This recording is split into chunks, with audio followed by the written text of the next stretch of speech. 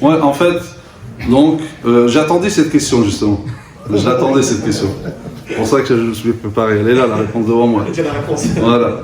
Parce que c'est une question, normalement, qui va être posée. Donc, je me dis, à la lumière de tout ce que j'ai dit, comment comprendre le hadith du prophète sallallahu alayhi wa sallam, umirtu an uqatila an-nas hatta yashhadu an la ilaha illallah wa anni rasulullah, etc. Donc, j'ai reçu le commandement de combattre les gens, an-nas, jusqu'à ce qu'ils attestent qu'il n'est de Dieu que Dieu et que je suis son messager. Alors, effectivement, ce hadith-là, il y a quelques polémiques même de nos jours. Hein, donc, ce hadith qui est dans les 40 hadiths Nawawi, certains même commencent à appeler à interdire les 40 hadiths Nawawi, etc.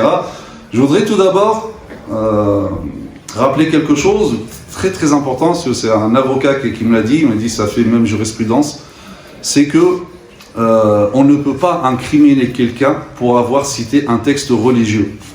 On ne peut pas incriminer quelqu'un pour avoir cité un texte religieux. On peut l'incriminer sur l'interprétation. Le texte religieux, c'est quelque chose. Mais après, le problème, c'est l'interprétation qu'on fait du texte. En réalité, ce hadith-là, il ne pose pas de problème lorsqu'on le comprend bien, justement. Et d'ailleurs, les savants musulmans ont toujours tenté d'interpréter ce hadith-là parce qu'en apparence, il contredit les fondements de la législation musulmane qui garantit, comme nous avons dit, la liberté d'adhérer ou non à l'islam. Ça, c'est un principe. La ikraha fi din. Un hadith, il ne peut pas contredire la portée générale de versets. Donc, comment comprendre ce hadith-là? Vous allez voir qu'une fois compris, là aussi, comme j'ai dit tout à l'heure au frère, c'est pas que le texte est violent, non, c'est qu'on le comprend mal. Donc, ce hadith-là, les savants, comme je dis, ils ont tenté à l'interpréter, à lui trouver une explication. La première explication, c'est que ce hadith-là est mansour, abrogé, par les textes qui ont instauré el jizya, la taxe de capitation, et la permission de conclure des accords.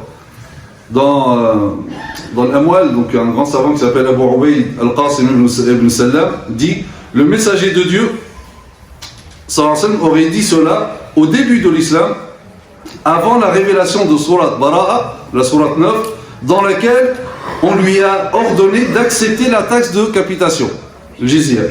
Hatta yu'tul jizyata an yad.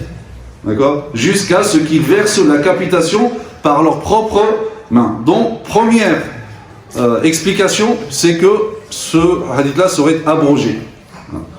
Deuxième explication, le terme nas, umirtu an uqatila an-nas.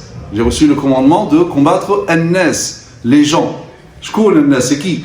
En fait, deuxième explication, c'est que an-nas désigne les idolâtres, en dehors des gens du livre, c'est-à-dire les Mécois, où il y avait une guerre contre les Mécois. Donc, l'autre version, et là encore, un autre outil pour comprendre les hadiths de Rasul cette fois, c'est de réunir tous les hadiths qui parlent du même sujet, et notamment les différentes versions. Parce que l'autre version dit « Umirtu an uqatila al-mushrikin » pas de nas. Dit « J'ai reçu pour commandement de combattre les idolâtres ». Troisièmement, les idolâtres, c'est qui? Donc justement, il s'agit particulièrement des idolâtres de l'Arabie, qui ont combattu le prophète sallallahu alayhi wa sallam, qui l'ont chassé de chez lui, et qui ont chassé les musulmans. En commentant ce hadith, Ibn Taymiyyah rahimahullah dit, il entend par là combattre ceux qui le combattent, c'est-à-dire al-muharibin, ceux qui le combattent. Il n'entend pas combattre ceux avec qui il a conclu un accord que Dieu ordonne d'honorer jusqu'à son délai. Donc, l'imam San'ani, il dit également, il dit, et on a dit que le sens visé par le hadith est ceux qui le combattent, yani al-muharibin. Alors ici il dit, donc c'est le muharibun. Le terme an-nas fait partie des termes généraux dont la signification est restreinte. Dit am yuradu bihi al-khusus. C'est un terme qui en apparence est général, mais qui désigne donc yani une chose spécifique, pas générale. C'est-à-dire ici les Mécois, pas tout le monde. Pour preuve, le prophète n'a jamais combattu tout le monde. On a dit tout à l'heure, il a conclu des pactes avec notamment Najran, il ne les a pas combattus. Quatrièmement, c'est la dernière explication, on peut même se contenter de celle-là aussi. En fait, l'article définit An-Nas, elle, donc il y a elle, An-Nas. Dans ce hadith-là, c'est al-ahd. Donc elle est à référence spécifique et non pas à valeur générique. Al-jins, donc qui exprime la généralité. En arabe, soit c'est al-jins, donc à valeur générique, c'est-à-dire le genre, c'est-à-dire tout. Donc elle exprime la généralité. Ou c'est juste à valeur spécifique. Donc c'est-à-dire on parle de quelque chose de connu, habituel. D'accord? Donc al-ahd désigne une chose spécifique connue préalablement à celui qui parle et connue de l'interlocuteur.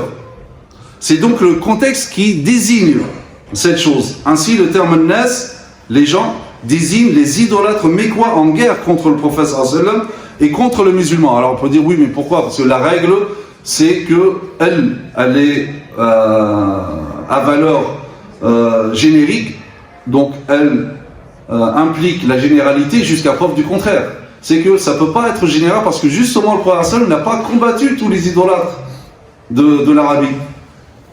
Et tous ceux qui ne croyaient pas. Il y a même des tribus idolâtres où le prophète ne les a pas combattus, il a fait des accords, des pactes avec eux.